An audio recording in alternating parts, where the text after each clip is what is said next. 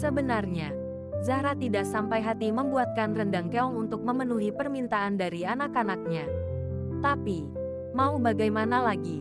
Ia benar-benar tidak punya uang. Kiriman dari Rahman sudah habis untuk membayar kontrakan bulan lalu, dan juga membeli beras. Bahkan bulan ini, dia sudah telat membayar kontrakan. Tanpa banyak berpikir, Zahra mulai mengumpulkan keong-keong sawah. Dia mengumpulkannya satu persatu hingga akhirnya satu kantong plastik besar sudah terisi penuh. Zahra tersenyum, lalu meletakkan keong-keong tersebut di ujung pematang sawah. Sementara itu, ia mulai mencari kangkung dan genjer. Namun, karena sering sekali diambil oleh Zahra, sayuran liar itu pun sudah tidak berdaun. Ia tampak semakin lesu. Ya Allah, dari mana aku bisa mendapatkan uang untuk membeli bumbu?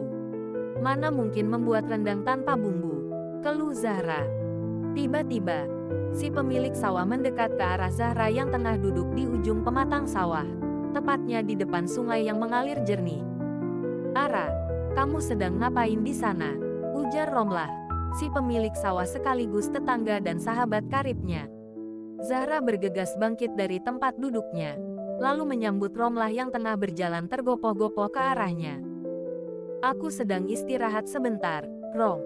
Kenapa kamu buru-buru banget? Hati-hati loh, nanti jatuh ke sawah." Akhirnya, Romlah pun tiba di hadapan Zahra dan napasnya tampak sedikit tersengal-sengal. "Tadi aku ke rumahmu, tapi kamu gak ada. Makanya, aku cari kamu ke sini. Sudah pasti kamu ada di sawah sedang mencari sayur mayur, kan?" "Iya, Rom, tapi sayangnya, kangkung di sini sudah gak ada daun mudanya. Padahal, aku butuh uang untuk membeli bumbu rendang." Mata Romlah langsung membulat sempurna. "Kamu mau masak rendang? Wah, banyak duit nih," celetuknya sambil menyeringai. Zahra menghela napas, lalu melirik ke arah keong-keong yang sudah tersusun rapi di dalam kantong plastik berwarna hitam. "Aku rencananya mau bikin rendang keong. Aku gak punya uang buat beli daging ayam atau sapi, Rom." Romlah terdiam, lalu ikut memperhatikan keong-keong sawah yang sudah Zahra kumpulkan. "Gak masalah, Ra, rendang keong pun enak banget. Soalnya aku pernah buat," ujar Romlah, seolah ingin membesarkan hati sang sahabat. "Begitu ya, soalnya aku gak pernah buat. Ini pertama kalinya dan nampaknya bakalan gagal, Rom." "Gagal gimana maksudnya? Aku gak dapat kangkung dan genjer. Apa yang bisa aku jual keliling kampung? Apa aku harus cari siput di sungai ya? Tapi minggu lalu, aku baru mencari siput. Aku yakin sekarang siputnya pasti masih kecil-kecil, Rom. Kebetulan aku mencari kamu karena butuh bantuan. Nanti aku kasih upah deh. Lumayan buat beli bumbu rendang. Karena yang namanya keong sawah itu amis banget, Ra. Jadi, kamu butuh bumbu lengkap dan juga cabai yang cukup untuk menyamarkan bau amisnya." Zahra tampak sangat berharap pada Romlah yang katanya butuh bantuan. "Apa yang bisa aku lakukan, Rom? Cepat bilang saja, apapun akan aku kerjakan asalkan ada upahnya," ujar Zahra dengan penuh antusias. Romlah tertawa kecil, sambil mengarahkan jari telunjuknya ke suatu tempat. "Kamu lihat padi yang ada di ujung sana, kan, Ra? Gulma dan rumput liarnya sudah mulai banyak. Aku gak sempat menyayanginya. Suamiku pun juga sedang sibuk, karena ada pekerjaan tambahan di mebel. Jadinya gak ada yang bakal turun ke sawah. Aku juga harus buatkan makanan untuk sahur anak-anak besok. Bisakah kamu membersihkan rumput liar dan hama gulmanya itu? Nanti aku kasih uang 20.000 sebagai pembayar lelahmu. Jadi kamu bisa beli bumbu untuk rendang keong ini, Ra. Uang segitu lumayan cukup untuk beli cabai dan bumbu-bumbu. Aku gak bisa kasih lebih, soalnya kebutuhanku juga banyak. Kamu tahu sendiri kan, anakku yang sulung mau sekolah di kota, sedangkan mebel agak sepi. Baru hari ini ada pesanan meja." Tanpa pikir panjang lagi, Zahra pun mengangguk setuju. "Baiklah, Rom, aku akan membersihkan sawahmu. Kamu serahkan saja semuanya padaku. Tapi bisakah kamu kasih upahnya sekarang? Soalnya aku takut nanti kamu lupa. Aku malu kalau harus minta ke rumahmu. Aku takut suamimu malah ngomel.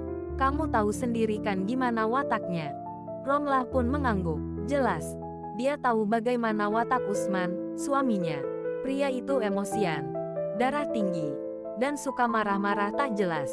Apalagi jika sedang tidak ada pekerjaan di mebel.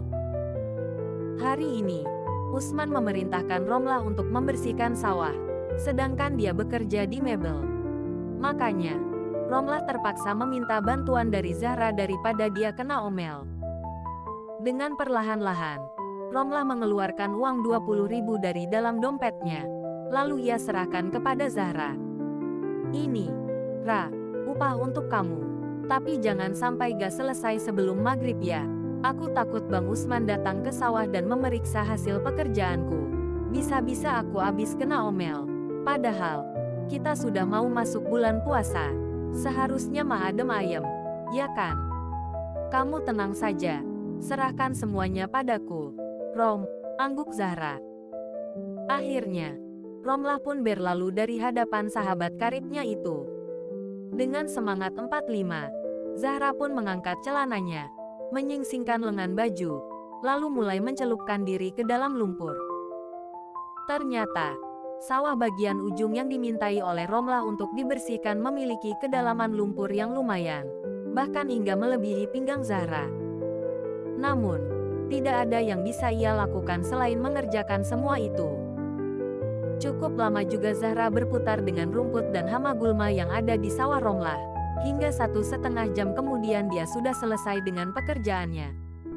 Ya Allah, begini banget susahnya cari uang. Pinggangku rasanya mau putus. Tapi alhamdulillah, masih ada pekerjaan. Gumamnya lirih. Zahra pun bangkit, lalu membersihkan diri di sungai agar baju dan celananya yang terkena lumpur bisa bersih kembali. Setelah dirasa bersih, dia gegas pulang ke rumah dengan baju yang basah kuyup. Untunglah anak-anaknya belum pulang dari mengaji. Dia buru-buru merebus keong dengan menggunakan kayu bakar, karena gas LPG yang dia miliki tidak berisi. Setelah keong-keong itu dirasa matang, ia pun membersihkannya dengan cara memisahkan daging, kotoran, dan juga cangkangnya. Beberapa saat kemudian, Alif dan Ica pun pulang dari mengaji. Bersambung.